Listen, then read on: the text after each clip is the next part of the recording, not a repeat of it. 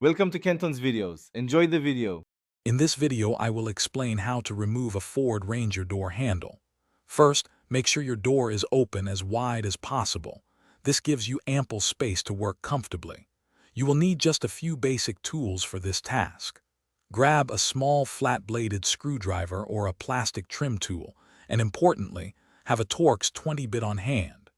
These simple items are all you need to begin this straightforward process. Now let's locate the crucial fastener. On the side edge of your door near the handle, you'll find a small plastic cap or a rubber grommet.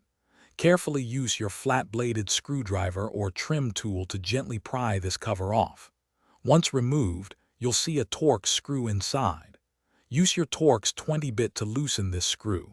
It's designed to stay in place, so just loosen it until it feels free. With the screw loosened, it's time to detach the handle. Hold the door handle in its open position, as if you were about to enter your truck. While holding it out, gently slide the small lock barrel cover, or the end piece, straight out from the door. Once that piece is removed, you can then carefully slide the main handle assembly towards the rear of the door, allowing it to disengage from its mounting points. You're almost there. With the handle assembly disengaged, you can now pull the entire handle straight out from the door. Be sure to pull it directly outward to avoid any potential damage to the internal mechanisms. To reinstall your door handle, simply reverse these 4 steps.